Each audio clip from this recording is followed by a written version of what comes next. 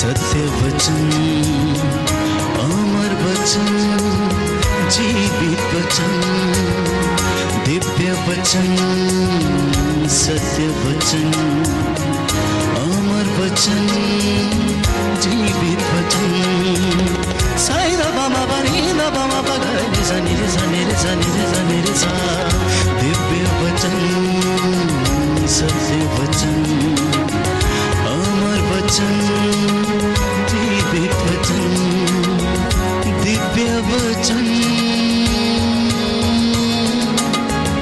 दिव्य वचन।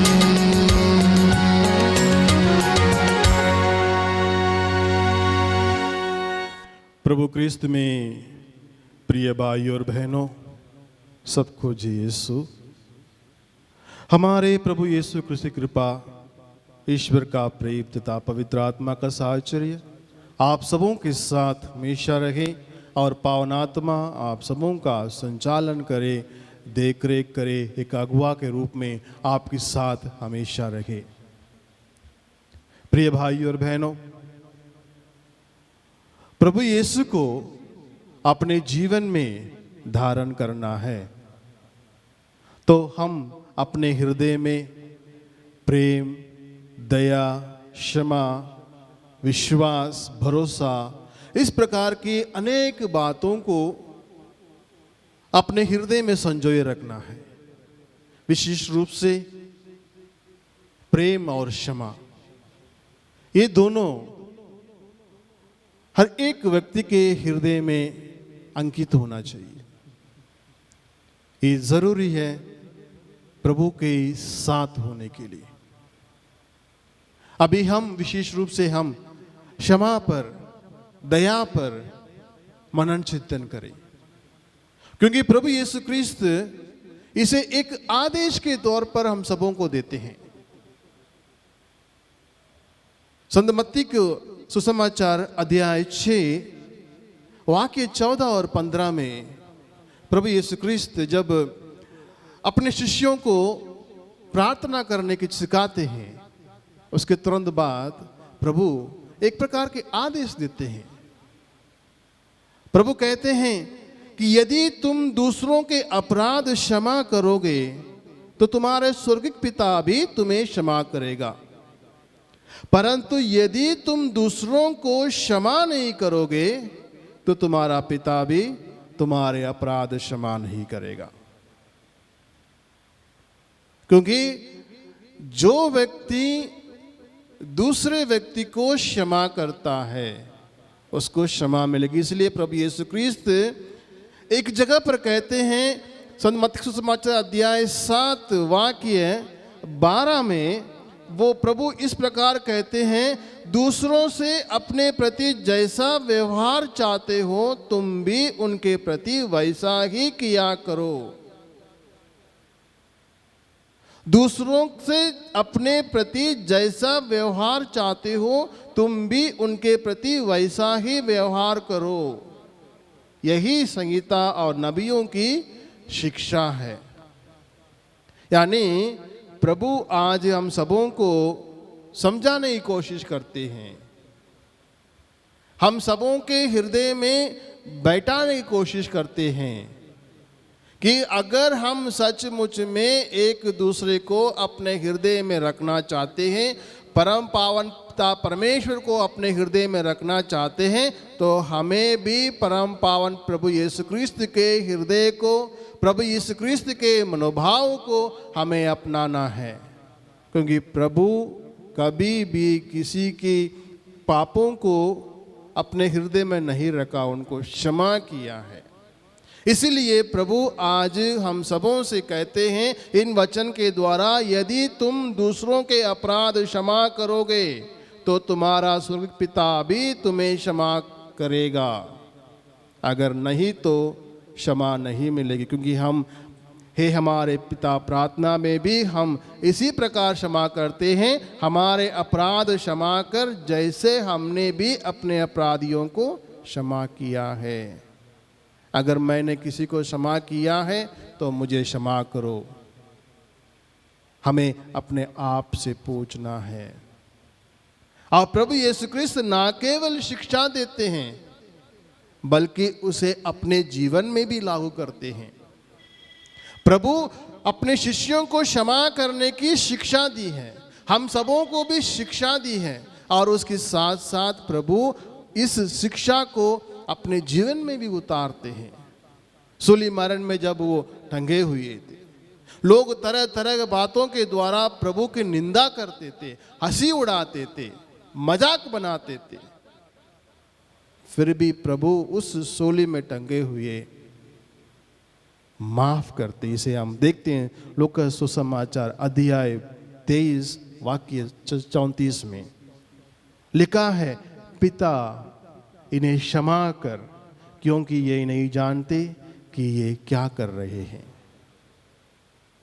प्रभु हर एक इंसान को क्षमा किया है, किसी के नाम लेकर नहीं, बल्कि हर एक इंसान को, जो जो व्यक्ति प्रभु के खिलाफ गए हैं, हम भी उसी में आते हैं। अगर हम प्रभु के खिलाफ मन वचन कर्म से पाप करते हैं, प्रभु हमें क्षमा करते हैं। अगर उस क्षमा को हमें सचमुच में पाना है, हमें दूसरों को क्षमा करना है।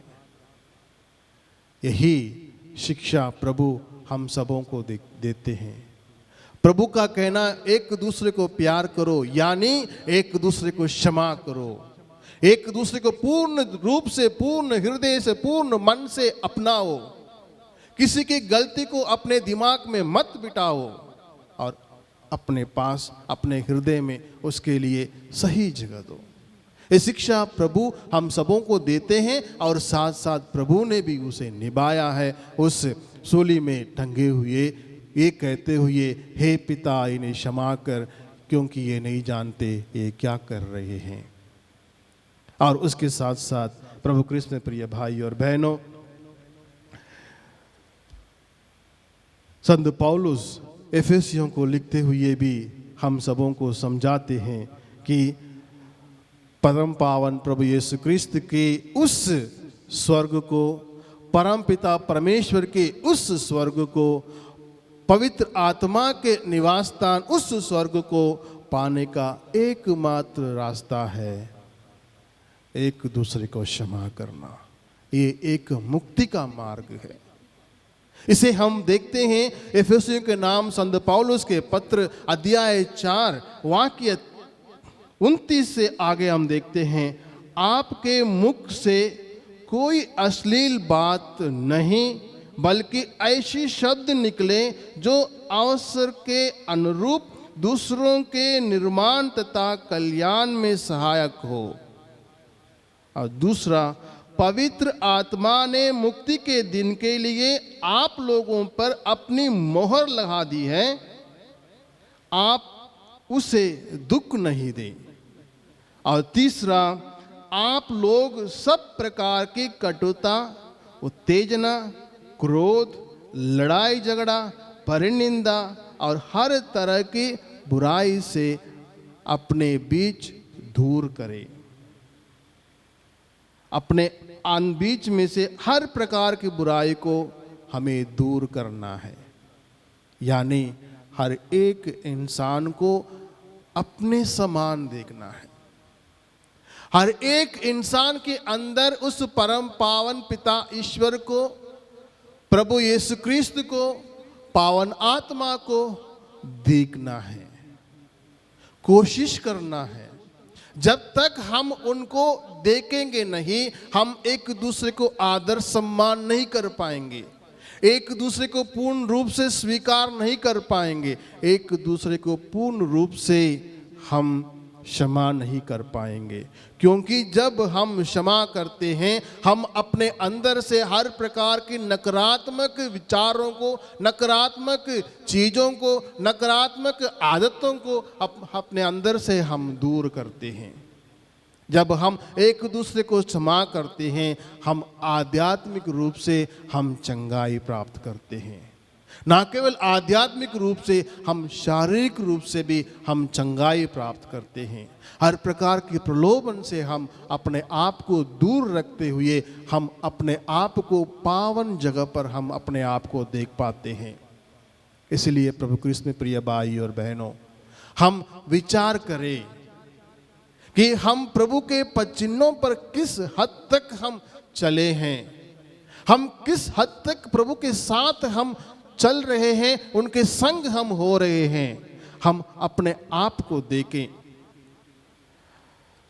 क्योंकि हम जब इसके बारे में विचार करते हैं, प्रभु यीशु क्रिस्त हम सबों के सामने एक सुंदर दृष्टांत को रखते हैं। जब हम प्रभु हमें हर प्रकार की बुराइयों से हम सबों को बचा रहे हैं, हमें क्षमा प्रदान करते हैं, हम सबों को अपने हृदय में धारण करने को तैयार होते हैं, लेकिन हम कहाँ खड़े हैं?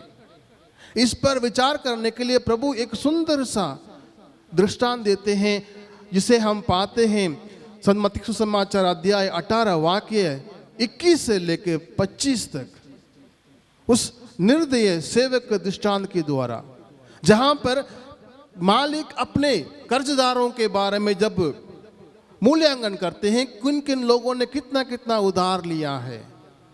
वहां पर एक व्यक्ति जो लाखों का कर्जदार है, उसे बुलाया जाता है। जब वो कर्जदार आता है, वो सेवक सामने आकर वो अनुनय विनय करने लगता है, रोने लगता है कि मुझे समय दीजिए, मैं बाद में पूरी की पूरी आपकी जो कर्ज वो मैं चुका दूंगा।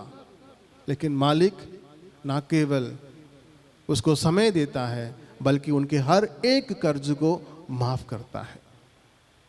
लेकिन जो व्यक्ति माफी मांगने के बाद मालिक के कमरे से जब बाहर जाता है, वहां पर वो अपने ही सहसेवक को देखता है, जो उनसे केवल 100 दिनार का कर्जदार है, और वो उनकी कर्ज को माफ नहीं करता है, बल्कि उसको बंदी गृह में डालता है। यानी यहाँ पर प्रभु हम सबों को अपने सामने रखकर हम सबों से प्रश्न करते हैं, मैंने तुम्हें माफ किया है और तुम अपने भाइयों को, अपने बहनों को, अपने मित्रों को, अपने सगे संबंधियों को माफ किया है। ये प्रश्न प्रभु हम सबों से पूछते हैं। मैंने तुम्हें प्रेम किया है, क्या तुम दूसरों को प्रेम किया?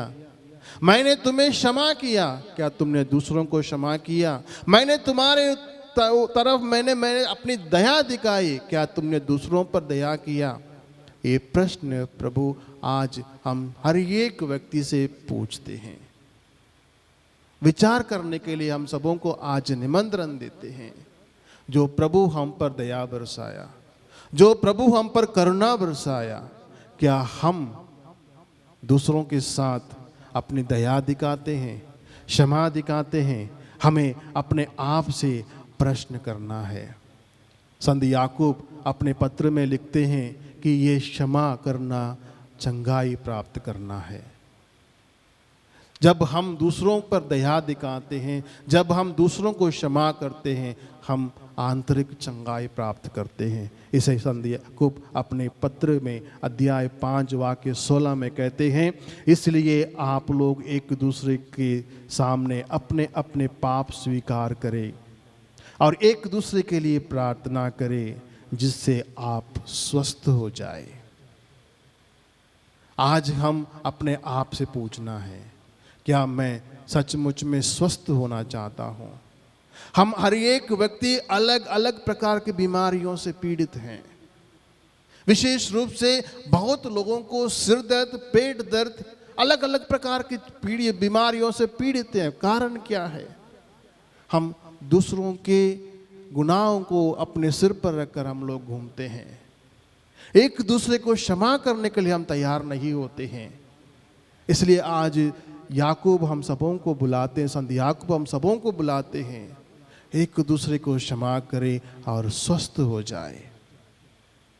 विचार करें, विचार करते हुए अपने आप से पूछें, मैं किस प्रकार मैं अपने भाइयों के साथ, अपने बहनों के साथ, अपने मित्रों के साथ, अपने सह संबंधियों के साथ मैं व्यवहार करता हूँ? मैं कितना दूसरों के बारे में सोचता हूँ? कितना मैं दूसरों के भलाई के बारे में विचार करता हूँ? सोचें, विचार करें, क्योंकि कुरिन्थियों को लिखते हुए ये अपने दूसरे पत्र में संत पौलुस इस प्रकार कहते हैं, अध्याय 19 में, यह ईश्वर ने मनुष्यों के अपराध उनके कर्ज में न लिखकर मसीह द्वारा अपने साथ संसार का मेल कराया और हमें इस मेल मिलाप का संदेश का प्रचार सौंपा। हमारे हर एक व्यक्ति के गुनाहों को हमारे नाम पर नहीं, बल्कि प्रभु मसीह के खाते पर लिख दिया। हमारे खाते में नहीं लिखा, प्रभु मसीह के खाते पर लिखा, ताकि हम हर एक इंसान पाप मुक्त हो जाए। वो पूर्ण रूप से हमें क्षमा करते हैं। आज उस क्षमा पर प्रभु यीशु क्रिस्त विचार करते हुए हम सबों को निमंत्रण देते हैं, हम एक दूसरे को पूर्ण हृदय से क्षमा करें और ईश्वर के साथ एक हो जाए। इसलिए प्रभु क्रिस्त में प्रिय भाई और बहनों, हम विशेष रूप से इस समय अपने आप से प्रश्न करें कि उस क्षमा को हम अपनाते हुए, एक दूसरे के प्रति दया भाव दिखाते हुए, एक दूसरे को अपने हृदय में धारण करते हुए हम कितना प्रभु के साथ संग संग चलने के लिए तैयार हैं, स्वस्थ होने के लिए तैयार हैं, प्रभु के प्रेम में बढ़ने के लिए तैयार हैं। विचार करें, ईश्वर हम सबों को अपने अनुग्रह सामर्थ्य से भर दे, हम सबों को संभाले। आमीन।